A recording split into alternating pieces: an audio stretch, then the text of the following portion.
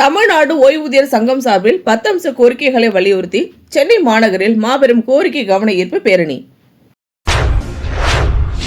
70 வயது நிரம்பியோருக்கு 10% கூடுதல் ஓய்வூதியம் வழங்க வேண்டும். மீண்டும் பழைய ஓய்வூதிய திட்டம் உடனடியாக நடைமுறைப்படுத்த வேண்டும். மாநிலம் முழுவதும் மூத்த குடிமக்களுக்கு கட்டணமில்லா பேருந்து வசதி வேண்டும் உள்ளிட்ட 10 அம்ச கோரிக்கைகளை வலியுறுத்தி தமிழ்நாடு ஓய்வூதியர் சங்கம் சார்பில் சென்னை மாநகரில் மாபெரும் கோரிக்கை கவன ஈர்ப்பு பேரணி நடைபெற்றது. சென்னை புதுப்பேட்டை சித்ரா தியேட்டர் அருகிலிருந்து பேரணி துவங்கி சென்னை எழும்பூர் ராஜரத்னம் ஸ்டேடியத்தில் பேரணி நிறைவடைந்தது. தமிழ்நாடு ஓய்வூதியர் சங்கத்தின் மாநில தலைவர் சீதாராமன் பேரணியை கொடியசைத்து துவக்கி வைத்தார். தமிழ்நாடு ஓய்வூதியர் சங்க மாநில, மாவட்ட, வட்ட கிளை மற்றும் இணைப்பு சங்க நிர்வாகிகள் முன்னிலை வகித்தனர். திருநெல்வேலி மத்திய மாநில உள்ளாட்சி மற்றும் பொதுத்துறை ஓய்வூதியர் கூட்டமைப்பு சண்முக சுந்தர்ராஜ், அகில இந்திய ஓய்வூதியர் சங்கங்களின் கூட்டமைப்பு சென்னை பொதுச் செயலாளர் பாலசுப்ரமணியன் ஆகியோர் வாழ்த்துரை வழங்கினர். மேலும் சங்க நிர்வாகிகள், உறுப்பினர்கள் என பெருந்திரளாக கலந்து கொண்டனர்.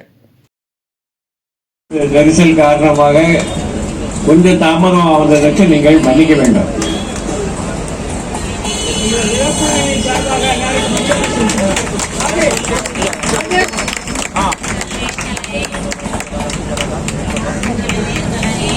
வாக்கு வங்கியை தக்க வைத்துக் கொள்ளுங்கள் என்பதை வேண்டுகோளாக சமர்ப்பிக்க நாம் இங்கே வந்திருக்கிறோம். நாமெல்லாம் ஓய்வு பெற்றவர்கள், ஆனால் ஓய்வு போனவர்கள் அல்ல. We are retired but not tired. இன்றைக்கு நாம் தனியாக இல்லை. என்ன காரணம் கேட்டீங்கன்னா, அகில இந்திய ஓய்வூதியர் கூட்டமைப்பு சென்னையில் இருக்குல்ல, கிட்டத்தட்ட 250 சங்கங்கள் இந்தியா பூரா இணைந்திருக்கிறார்கள். அது மட்டும் இல்லாம நம்ம பாரத் பென்ஷன் சமான் டெல்லியில் ஒரு அமைப்பு இருக்கு. அதுல ஒரு 600 சங்கங்கள் பென்ஷன் சங்கங்கள் இருக்கு. இது தவிர நேஷனல் ஃபெடரேஷன் ஆஃப் ரயில்வே மென் என்று பாலக்காட்டில் இருக்கு. அதுல ஒரு 200 சங்கங்கள் இருக்கிறது. கிட்டத்தட்ட 1000 சங்கங்களுக்கு மேலாக இருக்கக்கூடிய ஓய்வூதியர்கள் அமைப்புகள் நம்முடன் பணியாற்றுகின்றன. இன்றைக்கு உங்களுக்கு பின்னாலே அவர்கள் இருக்கிறார்கள். ஆகவே நாம் தனியாக இல்லை என்பதை நாம் முதலில் புரிந்து கொள்ள வேண்டும். என்ன திடீர்னு ஆச்சுன்னா, 2025 வருஷம் இருக்க, இது ஓய்வூதியர்களுக்கு மிகவும் பாதகமான வருஷமாக அமைந்து விட்டது. பட்ஜெட் போடும் பொழுது யாருக்குமே ஒரு எதிர்பார்ப்பு இல்லை. இந்த அரசாங்கம் பென்ஷன் அமைச்சகத்தை கலந்து கொள்ளாமல் டிபார்ட்மெண்ட் ஆஃப் எக்ஸ்பெண்டிச்சர், அதே மாதிரி லா மினிஸ்ட்ரி, இவங்க 2 பேருடைய ஒத்துழைப்பு மட்டுமாக எடுத்துக்கொண்டு இந்த வேலிடேஷன் ஆக்ட் என்பதை கொண்டு வந்திருக்கிறார்கள்.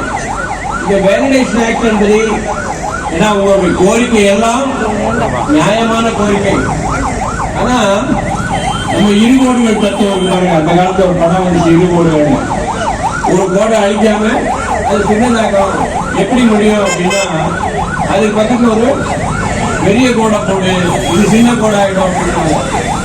அது மாதிரி நம்ம என்ன பார்க்கிறோம், பழைய ஓய்வூதிய திட்டத்தை எல்லாருக்கும் விரிவாக்குகிறோம். ஆனா அம்மையார் சீதாராமன் அவர்கள், நிர்மலா சீதாராமன் அவர்கள் அந்த ஓய்வூதிய திட்டத்தையே ஒழித்து விடுகிறேன் என்கின்ற ஒரு முடிவுக்கு வந்திருக்கிறார்கள். அந்த வேலிடேஷன் ஆக்ட்ல ஒரு முக்கியமான விஷயம் நம்ம எல்லாம் பார்க்க வேண்டிய என்னன்னு சொன்னா, இந்திய நாட்டினுடைய எல்லா வருமானங்களும், அது டாக்ஸா இருக்கலாம், இன்ட்ரெஸ்டா இருக்கலாம், பெனல்ட்டியா இருக்கலாம், எப்படியா இருந்தாலும் சரி, எல்லா வருமானத்தையும் சேர்த்து ஒரு பெட்டியிலே போடுகிறோம் என்று சொன்னால், அந்த பெட்டியிலிருந்து அந்த பணத்தை எடுத்து மக்களுக்காக செலவழிக்கிறோம் என்று சொன்னால், அந்த பெட்டிக்கு பேர் தான் கன்சாலிடேட்டட் ஃபண்ட் ஆஃப் இந்தியா.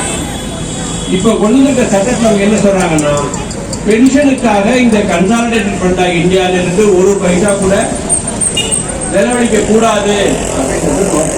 இந்த வீடியோ உங்களுக்கு பிடிச்சிருந்தா லைக் பண்ணுங்க, கமெண்ட் பண்ணுங்க, ஷேர் பண்ணுங்க, சப்ஸ்கிரைப் பண்ணுங்க.